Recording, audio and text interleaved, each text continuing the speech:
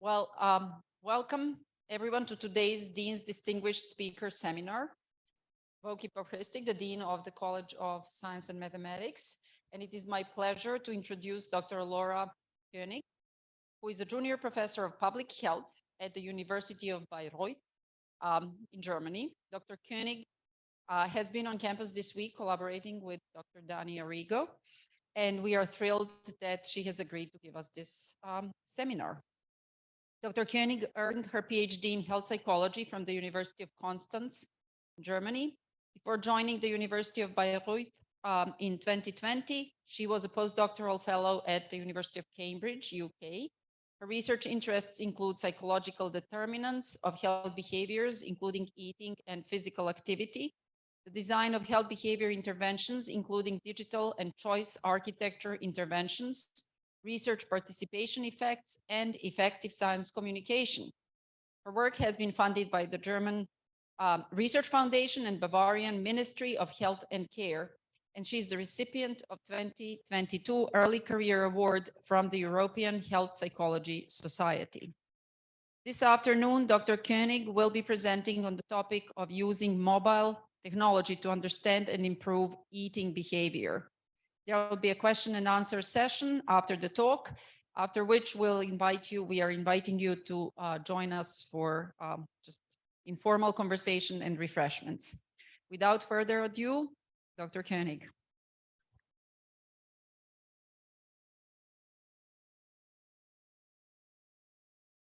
Thank you very much for the nice introduction. Thank you for having me today. It's an honor to have this opportunity and to present my research to you. In the next around 45 minutes, I will give you a relatively broad introduction to the research that my team and I are currently conducting and share some of the ideas and thoughts that we have on how we can make mobile technology in this context even better. As you've just heard, I'm a psychologist by training who has then ventured in the field of public health. And I actually decided to start psychology, or I guess 15 years ago, because I really wanted to understand why people behave in the way that they behave, and especially why people eat what they eat. And I started to think about this question when I was a waitress during high school. I was working at a weight loss clinic. And of course, I was starting to think about why are people here in the first place? Why did they develop an unhealthy lifestyle that led them to gaining so much weight that they needed professional help? But I also looked at it from a slightly different perspective, because we had some patients who benefited greatly from the program, who once came to us for a couple of weeks, lost quite a bit of weight, and then returned to their regular lives and stuck to that new lifestyle. Other patients, however, returned again and again, and somehow it was really difficult for them to change their lifestyle, to change their eating behavior. And this question of why it is easier for some people than for others to change their behaviors, and why we're often not acting in line with our intentions when it comes to health behaviors, is still at the core of my work. And to be able to answer these questions, I then soon realized, as I started my PhD, we also need to have good measurement tools. We need to be able to reliably and to a certain extent validly measure what we are interested in. Otherwise, we cannot draw any conclusions about determinants, and we cannot draw any conclusions about why an intervention may or may not have worked. And today, I would like to show you why I think that mobile technology is a great opportunity to improve eating behavior measurements, how this feeds into using mobile technology also for eating behavior change, and as I've already hinted at, share some of the current issues we see in this field and provide you some insights into how we're trying to solve or address these issues. Before we dive into the mobile technology part, I would like to very briefly introduce you to the traditional measurements of eating behavior, the tools that have been used for more than 50 years.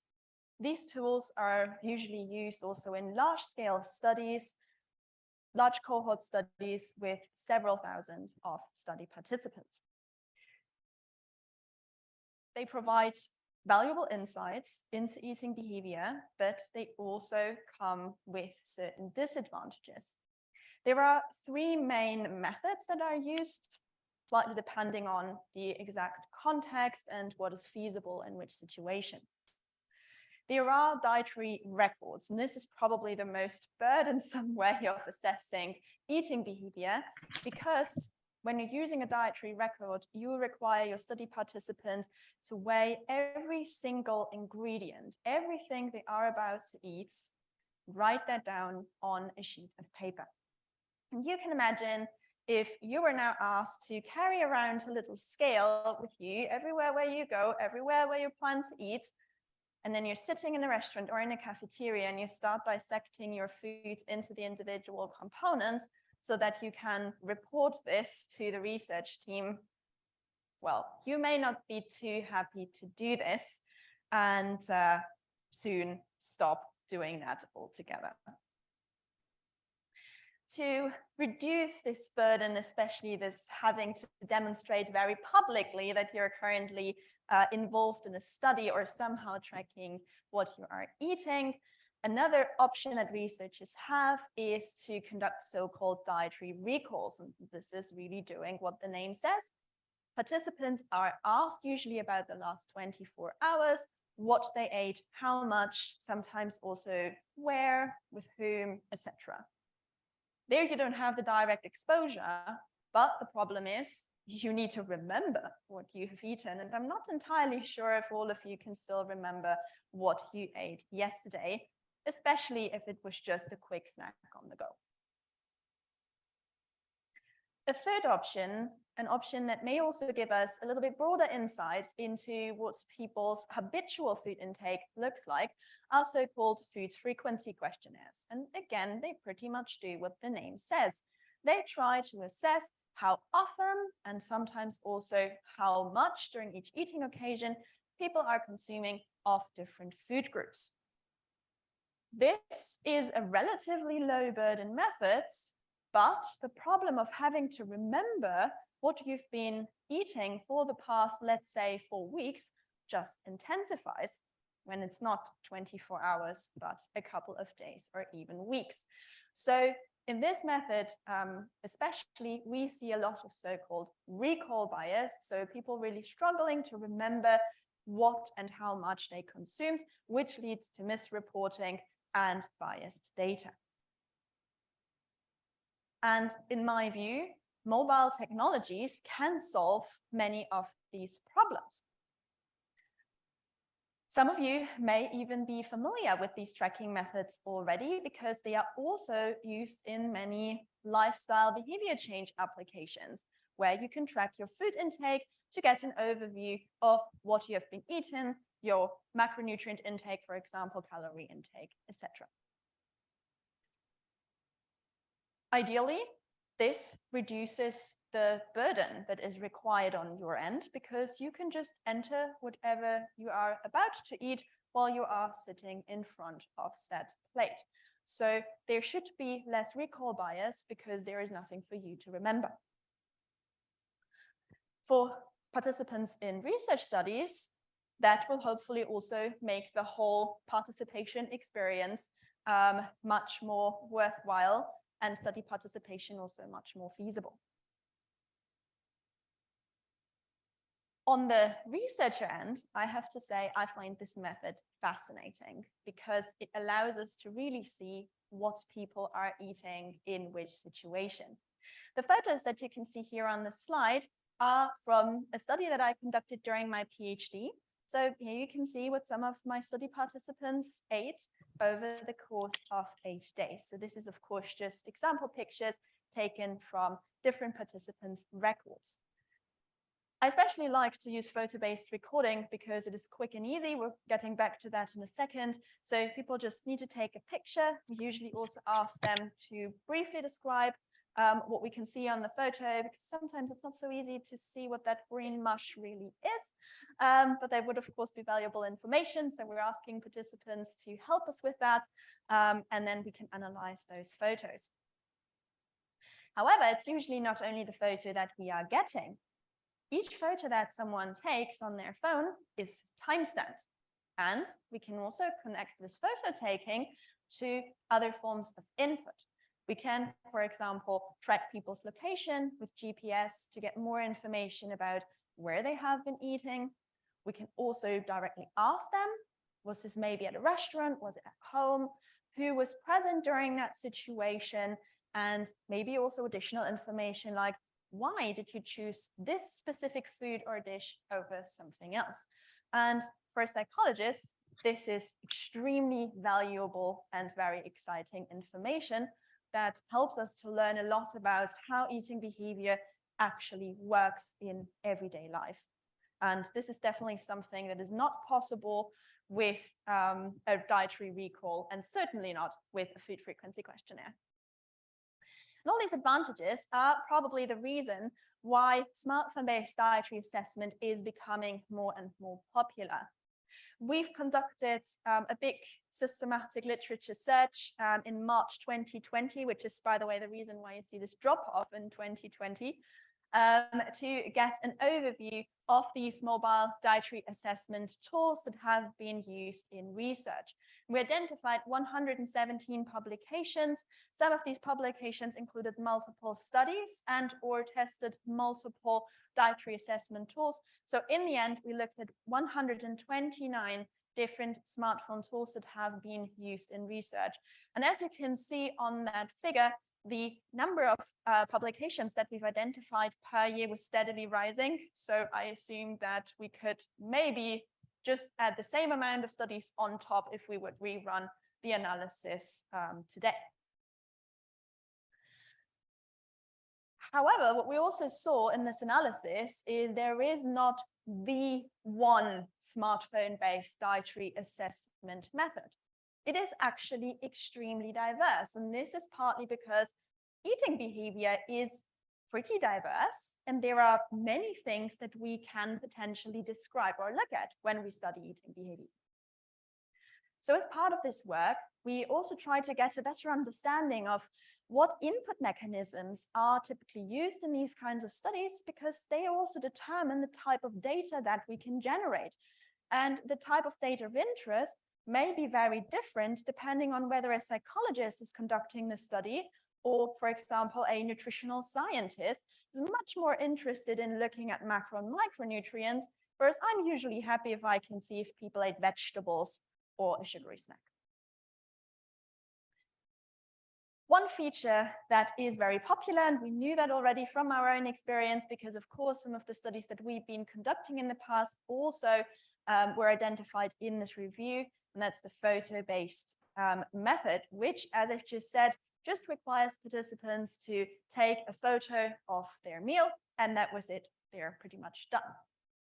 A very small number of studies also ask participants to take a short video clip instead, maybe also edit a verbal description right in that video, but most studies really focus on photos.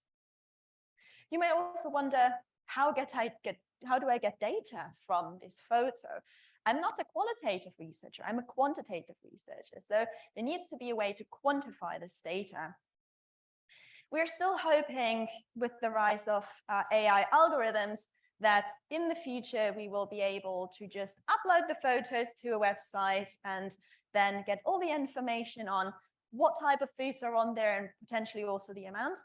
Unfortunately, because the types of foods that we eat all around the globe is so extremely diverse, such an algorithm doesn't exist yet.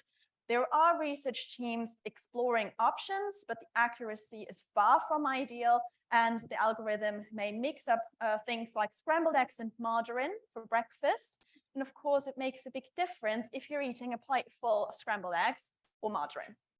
So Unfortunately, what we need to do to this day is to look at the photos and code them manually, which is often done by either trained research staff or dietitians who've been trained in estimating quantities and who also, as time goes on, get really good at identifying what that green mush is that you photographed yesterday. Another option, and this might be something that those of you are familiar with who are, for example, using Fitbit or MyFitnessPal to track their food intake for themselves. This is a food database, essentially a little food Google, where you start typing in what you're eating and then get different suggestions. It can get tricky if the database is very large. We're also getting back to this in a minute. But generally also a very comfortable way of just providing people with different options and make it hopefully quick and easy for them to identify the correct foods. If you're maybe not that interested in the exact type of muesli that someone had for breakfast, another option that you have in this context is to provide people with a checklist, for example, of different food groups. As I just said, me as a psychologist, I'm often fine with just knowing, was it vegetables, was it fried foods, was it snacks, or was it something else? So in that case, I don't have to make it incredibly complicated for my study participants. If this is all I want to know, I can just ask them to tick the boxes for the food groups that they've just consumed. And last but not least, I can also ask them to provide a free text entry, just a brief description. This is the method that we're often using in combination with the photo-based method to give people the option, if they want to also provide information, for example, on the fat content of the yogurt or the milk that they had, or on the cooking method and oils or something that they put in their food. And we're often not only talking about what our study participants ate, but also how much they ate. And here again, we have two options. Either we ask the participants to provide input by estimating portion sizes. This is often used in combination with the database. So again, you may be familiar with this, where people are asked to estimate the quantity, either in grams or maybe in standard household items, cups, etc. This is the alternative, essentially, to us estimating quantities from photos. So we could also potentially outsource that. It comes at a certain risk that, of course, study participants are usually not trained, or at least there is not much time to train them well. So it may take some time for them to get used to this.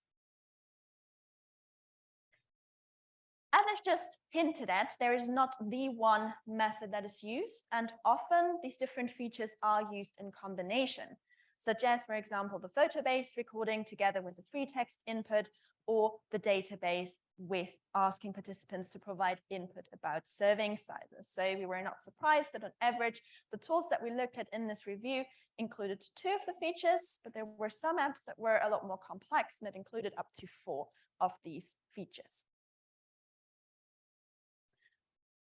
We looked at these tracking components in the context of research apps. So when researchers like me want to ask their study participants to track their food intake in daily lives and to report this back to us. However, you've also noticed these tracking tools are also popular in lifestyle apps, and so also in mobile interventions that try to change eating behavior. So I would also like to point out that mobile technology does not offer great opportunities for research alone, but also for health promotion. In Germany, where I'm from, 7 in 8 people own a smartphone. So the potential reach of any mobile health intervention for eating behavior or any other behavior is huge.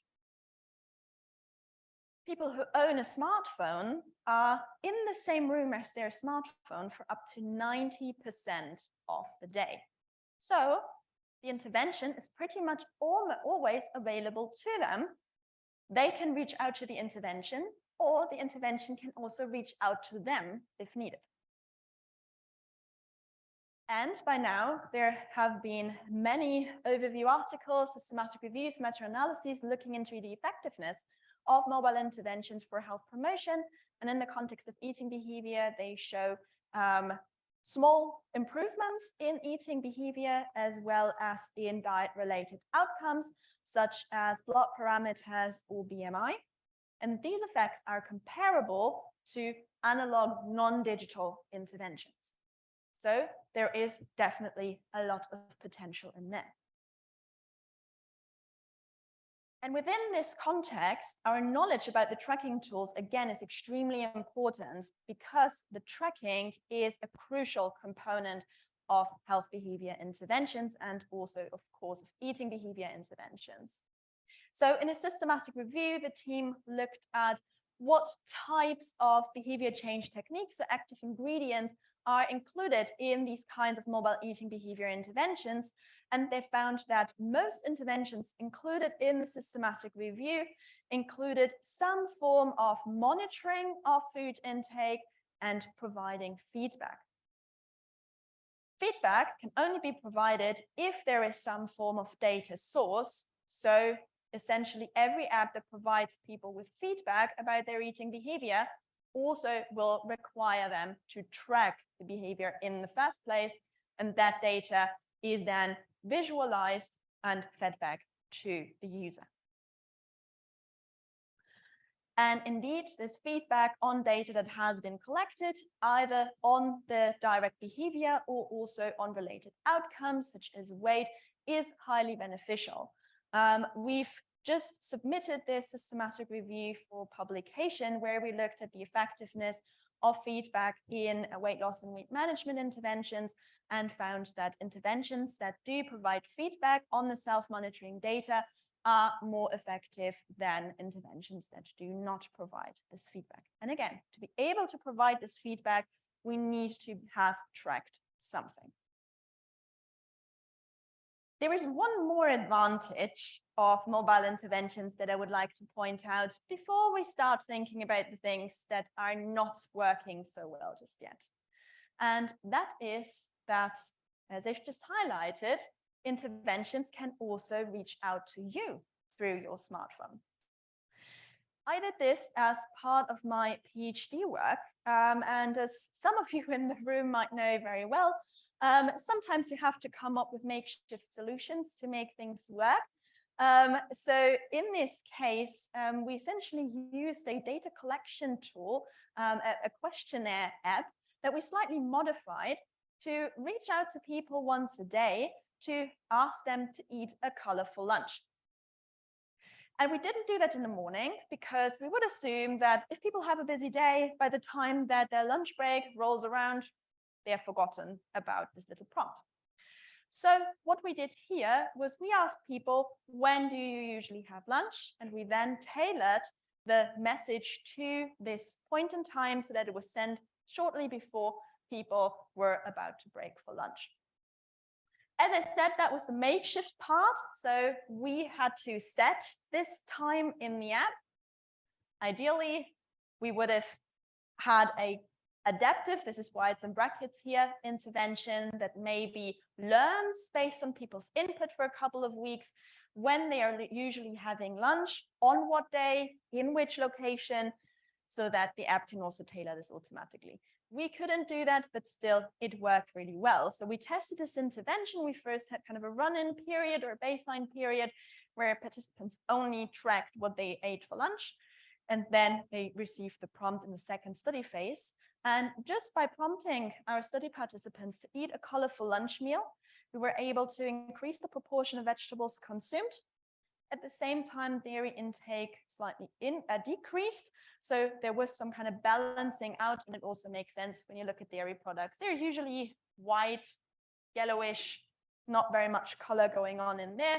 So our participants successfully created more colorful lunch meals and also improved their eating behavior on the go. As I said, this could be much, much more sophisticated had I had the resources and the time for this. But already such a simple application, I think, shows very, very nicely that mobile technology can be a great tool in health promotion and especially in promoting eating behavior, healthy eating behavior. So let me briefly summarize this. We've looked at the potential that mobile technology has for better understanding eating behavior, for tracking eating behavior right as it happens. And we have also looked at the opportunities in the context of interventions, where we see that the tracking, first and foremost, is a crucial component of these types of interventions because it creates the necessary data that allows us to then further intervene, provide feedback, for example, and to be able to successfully change people's behavior. However, to this day, mobile eating behavior interventions are not very widely used. In the US, more so than in Germany. So maybe you have a few ideas later in the discussion why that may be. Data from Germany shows that only around 8% of the population are currently using a nutrition app, and another 14% have tried it before, but then at one point stopped. And unfortunately, this is not 14% of people who have changed their lifestyle, lost weight. No, it's just people who usually very quickly after starting to use the intervention have decided that this is not for them. So the reach of these interventions and especially the engagement with these types of interventions is still limited and should be improved.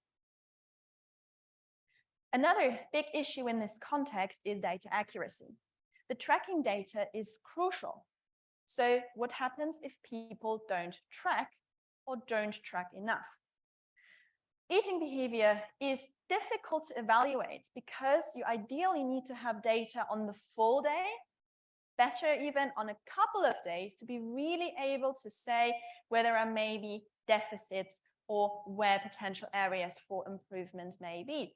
So if people do not track multiple main meals or maybe even a snack or so every day, it gets really problematic. The feedback that we would give based on that data will not have any meaning, or it will at least not be helpful because half of it is missing. So we need to think about ways in how we can improve data accuracy, maybe by improving tracking, so that the data that we collect and the feedback that we give actually makes sense. And last but not least, unfortunately, we pretty much see the same health inequity that we generally see in healthcare, also when it comes to mobile health promotion or digital health promotion in general. There were hopes also from the World Health Organization that maybe mobile technology or digital technologies more broadly may actually improve access in deprived areas, for example, where people cannot as easily reach medical care, but this, at least to this day, does not seem to hold true. So this is definitely also something that we need to think about and that we need to work on. And I will now briefly walk you through these three areas, because these are three areas that we're currently working in with the ultimate goal to improve mobile eating behavior assessment and change. A lot of these issues are probably based on the tracking tools that we are currently using in mobile eating behavior interventions. You've seen that they are very diverse, and that's not only true for the research context, but also for the intervention context. And even though it may be more convenient to use an app to track your food intake, it does not require you to carry this little scale around, it can still get annoying very quickly to have to record everything that you're eating in order to produce the data that the app needs to then provide feedback or other forms of input. And different forms of data input may also differ in the way in which they are prone to certain types of errors, and so also impact data accuracy. And these 2 points, usability or effort and data accuracy, are also 2 of the main barriers that we've identified that people often would list when they are asked, why are you not using these kinds of interventions? Or to put it the other way around, what would need to be improved in order for you to use these interventions more? You can see that the list of barriers and potential facilitators is very long, and because my time on this stage is limited, I can't go through all of them. But if you have more questions about that or anything else that I've touched upon, I'm very happy to discuss this later. Just to point this out here, usability issues and data accuracy issues are very important and definitely need to be tackled. We already have a few ideas how we can improve the usability and feasibility of diet tracking. We can see that it's not only the usability of the overall app, which is often something that companies would pay some attention to when developing these kinds of applications is important, but specifically also the tracking tool, because it's so crucial to the success and the meaningfulness of the intervention.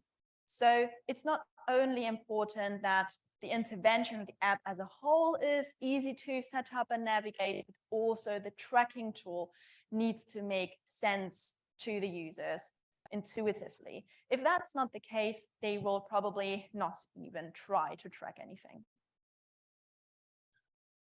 Also, the way in which the tracking is set up may make a big difference.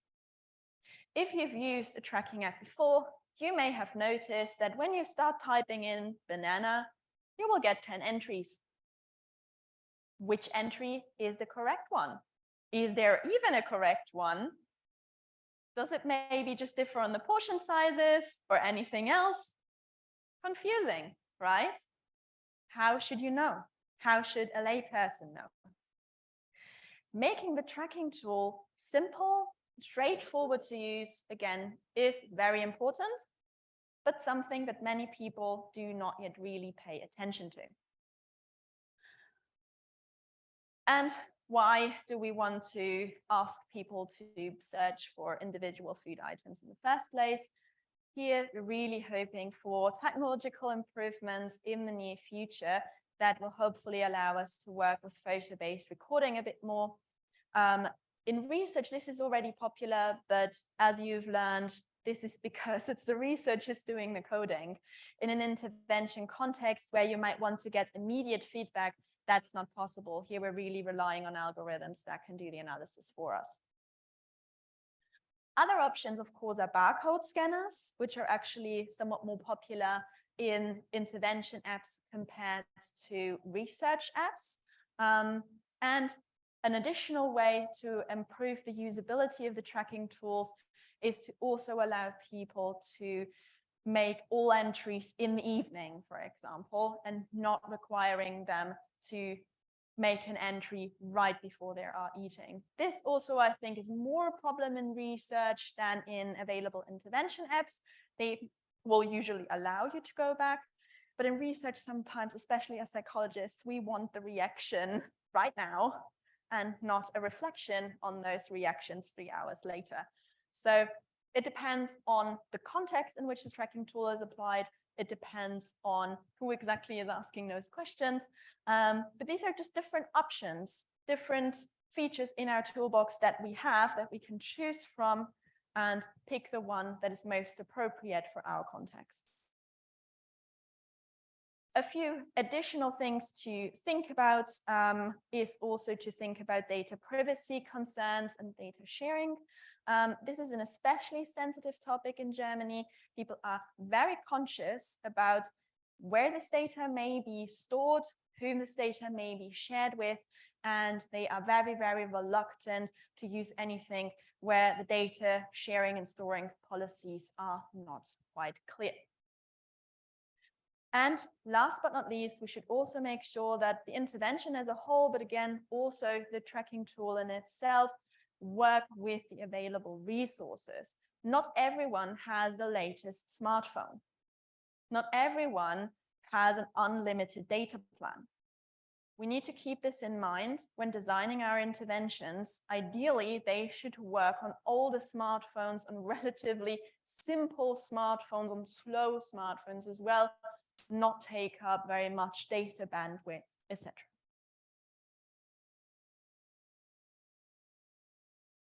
Once we get people to track more and more reliably, this may actually already partly resolve the data accuracy problem. Remember, part of this problem at least is that people just don't track.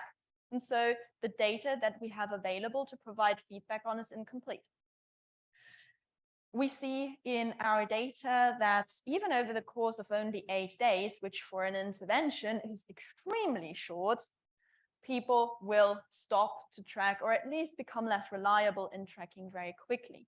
So some of the things that I've mentioned on the previous slide may already help here and motivate people to stick to the tracking and to actually track everything that they're consuming for a longer period in time. However, and this is also where my methodological research interests come in, there are actually additional issues in tracking. They may not be such a big problem when people are tracking, when they're part of an intervention, but they may actually play an even more important role even before that happens. And this is the phenomenon of measurement reactivity. Measurement reactivity refers to study participants changing their behavior because they're being observed in a study. And that can get problematic if we're basing our intervention on the results of studies where this measurement reactivity has occurred. We may draw the wrong conclusions from the data that we have at hand. We may identify the wrong determinants or the wrong mechanisms. And then the whole intervention that we design based on that may not make a lot of sense. Measurement reactivity also becomes problematic when we want to know if our intervention has actually worked and if it should be rolled out on a larger scale. If we evaluate our intervention, again, measurement reactivity may occur. So people may change their behavior just because they know that they're being part in the study and they, of course, want to help the researchers out, make them happy, that they find good results. And that may lead to them changing their behavior more than if they would just use this intervention without the research context. And again, then we might draw the wrong conclusion. We may think this intervention has worked very well, but in fact, it was just the research context that introduced these changes and not the actual intervention.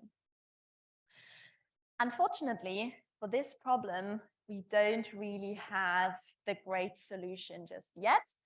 But this is also part of why I'm here, because Dr. Arrigo and I are collaborating on exactly this issue to find out in which context measurement reactivity is actually a problem.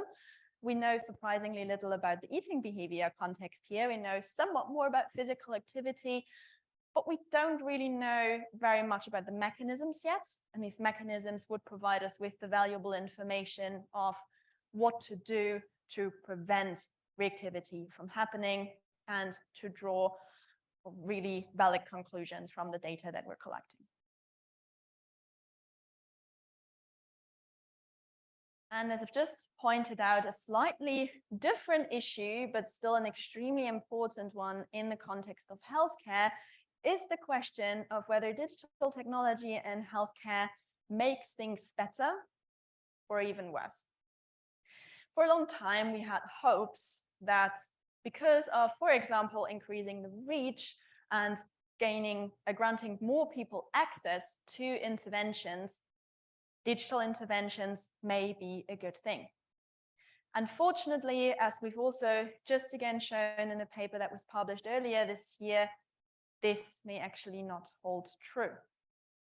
In some of the studies that we included in this overview article, we did not find any health inequity effects, which is great. But where we found differences, the interventions benefited those populations more that are already better off. And the deprived populations tended to benefit less. This is not what we want. So again, this is essentially open to more research. We especially want to disentangle what about these findings is what we've known all along, that there are inequalities in healthcare that we need to tackle. And are there maybe additional layers that come in through the use of digital technology? There are other teams that are also working on this very important question. So this is also an excellent publication looking into all the different layers of specifically digital health inequality, again, such as access to devices, to the devices where the intervention can actually run on, but also, again, more structural barriers, again, relating specifically to the digital context. As you can see, there is still lots to do, and maybe in a couple of years I can come back and give you some updates on this. And I would like to end my talk with a call to action, because I believe that these are issues that psychologists are very good at identifying, but not necessarily very good at solving. I have a minor in computer science, so I may be able to look at a script, but I'm definitely not able to develop these AI algorithms that are going to analyze my food photos. So mobile technology will only gain in popularity, relevance, and effectiveness if many different disciplines work together. Obviously, computer science is a really important field, as is engineering, when we're talking about really like building new devices that we would need. There are very interesting developments as well when it comes to tracking food intake, or at least when people eat, through sensors that are mounted here at the ear or the jaw, so that the chewing movements can be tracked. But there are also many other disciplines that need to be involved, especially when it comes to discussing issues of social inequality. We may want to talk to sociologists.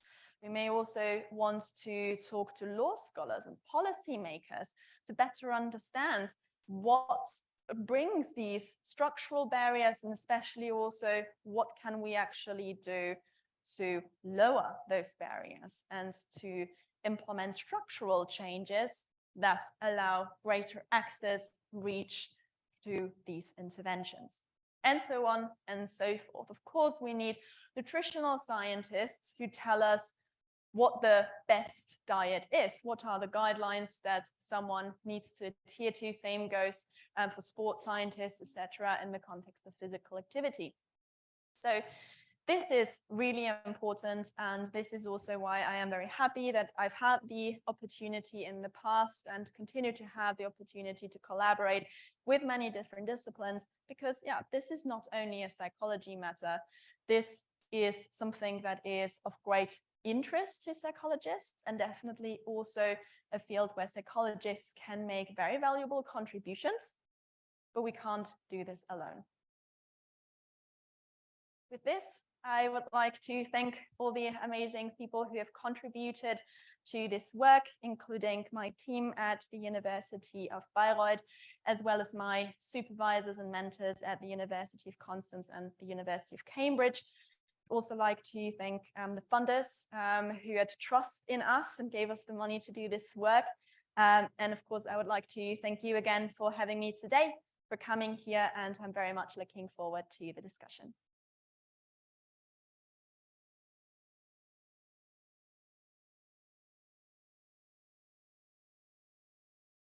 Okay, thank you very, very much. I'm going to open it up for questions. If anybody has a question, raise your hand and I'll pass you the mic. That way the folks on Zoom.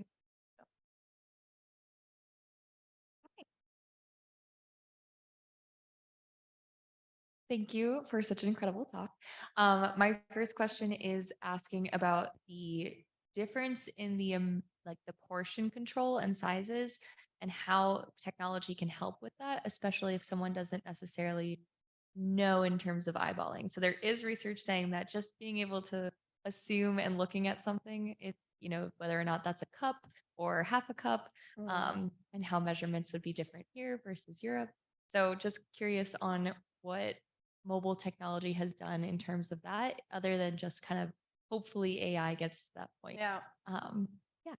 Very good question. I mean, there are probably very low-key options that we have where we probably don't even technically need a smartphone. So even just familiarizing yourself with different portion sizes and better understanding what's actually the required portion size could go a long way. I've noticed this again, comparing food packaging between Germany and the US.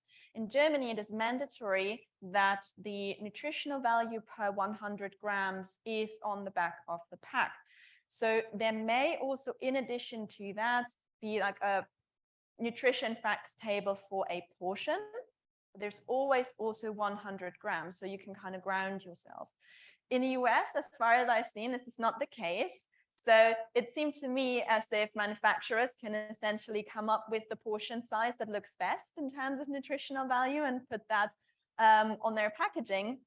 And my partner was just asking me the other day why a portion size of muesli is 35 grams, because he would not be full for very long if he'd eaten that. And he's not working in relation to eating behavior. So that was like a genuine question.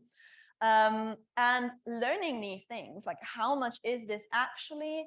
And if I would eat this regularly, what would be like the share of the overall amount of calories or any macronutrient that you might be interested in, would probably be already be very helpful. We have such an app in Germany as well that uses a slightly different approach. Instead of using grams, which still may be difficult for people to imagine or to estimate, they suggest to just use your own hand as a comparison device, because people who are a bit on the smaller side also usually, or on the shorter side, also have smaller hands. If you are taller, you also have a larger hand. So it roughly corresponds to the differences in the amount of food intake between relatively short and relatively tall people. And it's also something that you can much more easily imagine. And if you're struggling, you can just like hold your hand next to the slice of bread and think, okay, is this like half slice, or is it a full slice, or is it maybe even more than that? And they've implemented it in an app, but if people would learn about this from any source, you don't need an app for that. You can distribute that on social media. You can just teach people about this in school. It's just not really happening, right? Thank you.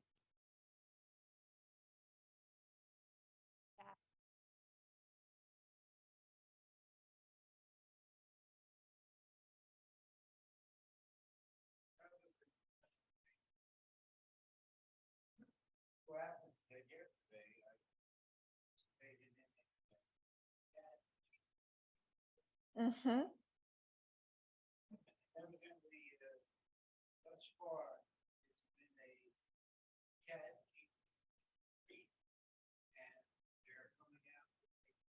Mm-hmm.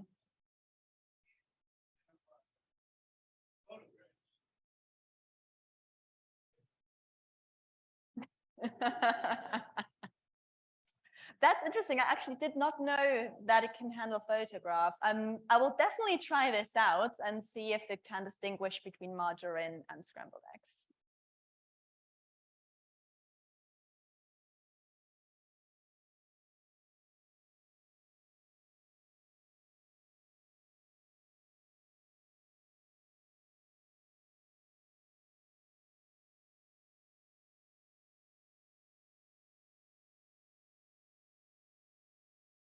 Hello. Hi.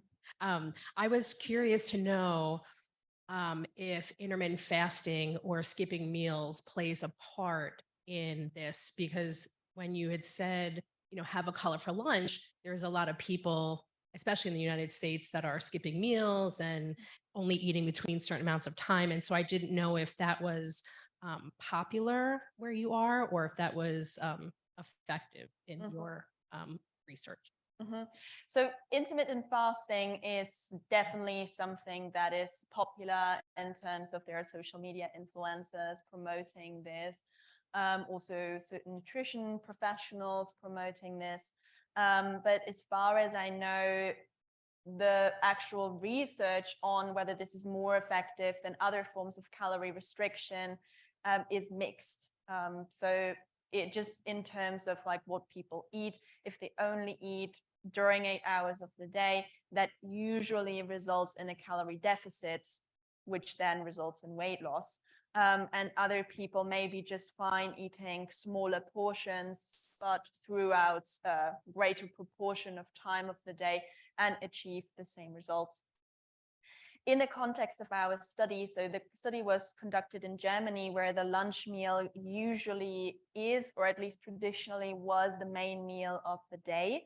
It's usually also the warm meal. So we still tend to eat like bread and cold cuts and cheese, or maybe a salad or something like that for dinner. And the lunch is actually where we sit down and have a big meal, which is why in our context, we decided to target the lunch meal.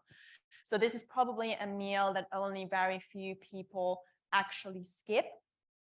We did ask participants in that study, though, if they had skipped lunch. It happened maybe 2-3 times in a 21-day study period, but we've seen that more frequently on the weekends, when people either may have a late breakfast, which they then still able breakfast, skip the lunch, maybe have a piece of cake in the afternoon, which is also still very popular in Germany, especially on the weekends when you may see your family, your grandparents, and then have dinner. So that's definitely something we see in the data. It does not explain the effects that we found regarding vegetable intake. I thank you for this talk.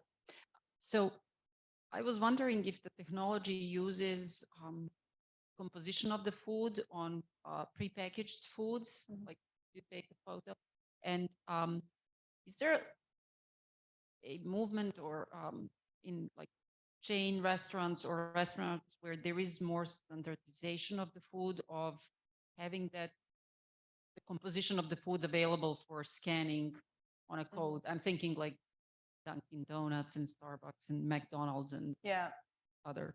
Yeah. So yeah, barcode scanning is a great tool, and I think it is more frequently used in these commercial lifestyle apps. So Fitbit, for instance, allows you to scan the barcode, and that gives you the composition immediately. That again may actually come down to another big cultural difference between Germany and the US. In Germany, the food that we have is a lot less standardized. We of course have packaged foods, and this is like the same. They're relatively easy to track, but most restaurants in Germany are not chains. They're individually owned. And for them, it's much more difficult, of course, to determine the macro, even micronutrients of the food. I know that for the usual chains like Starbucks, McDonald's, etc., I think you can go on their website and you can download a PDF and then search for the meal that you've had to get information about. It's usually calorie content and macronutrient content. But it is not as common as in the US to have the calories on the menu directly or like on display somewhere in the shop. That usually does not happen.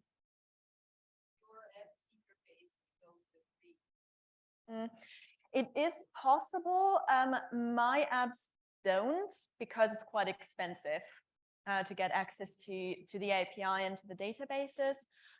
But we could technically use an app like the Fitbit app and ask people to use that and transmit the data to us, or grant us access to their accounts. And then we would definitely have access to that functionality. And would definitely recommend, if people have the resources to implement such a barcode scanner, it's definitely helpful both in terms of accuracy and in terms of usability of the app.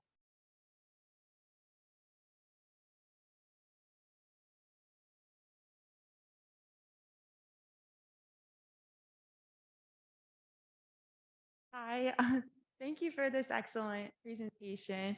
I was just wondering, like, if you had any thoughts. Like, I know you mentioned that we're very far off from like AI being able to go through and like be able to tell what the different foods are and kind of do what you're doing manually right now, and that there is no solution right now for like participants feeling like they need to maybe perform a certain way to please the researchers.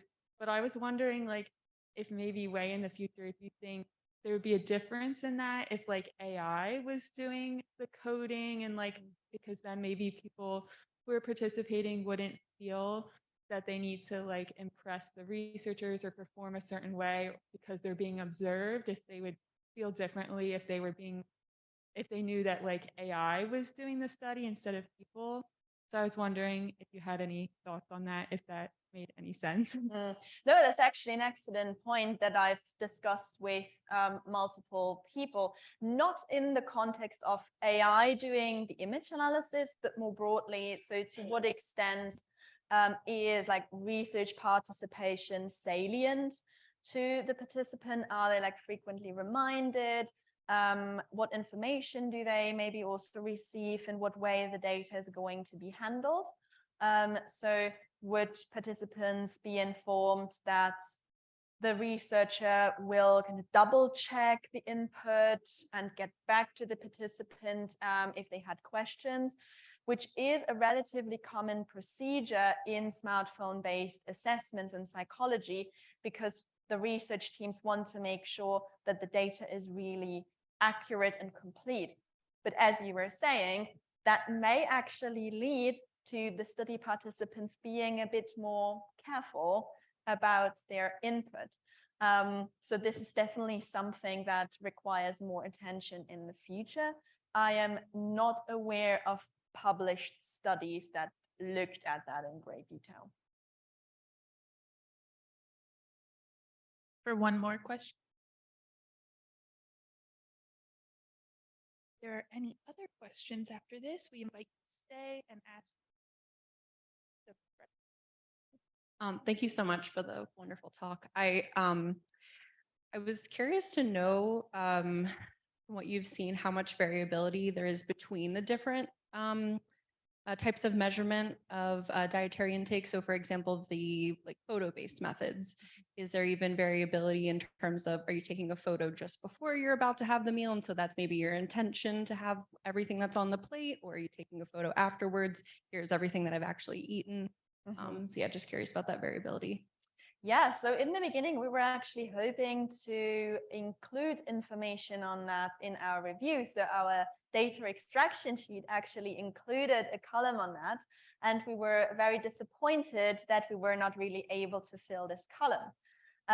So even like comparing these assessment tools between studies was not really possible for us, because the studies just didn't collect the required data. Ideally, what you would need to do to get information on this is to have one person track their meals with at least 2 different methods. And again, that's like super effortful. It will be very difficult to find enough people to do this.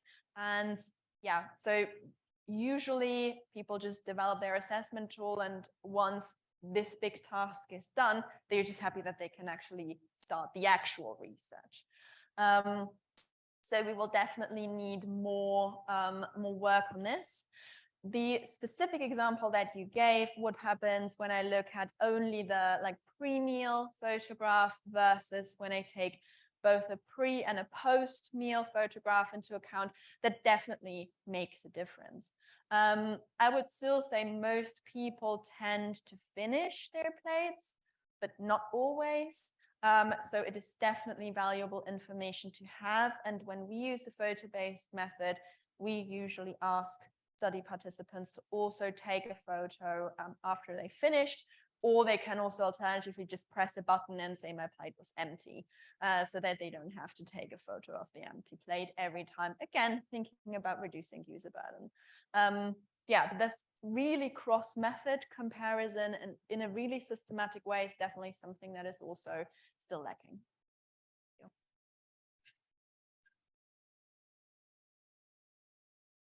We'd like to take this opportunity to thank Dr. König one more time for joining us. Thank you. Thank you so much for having me.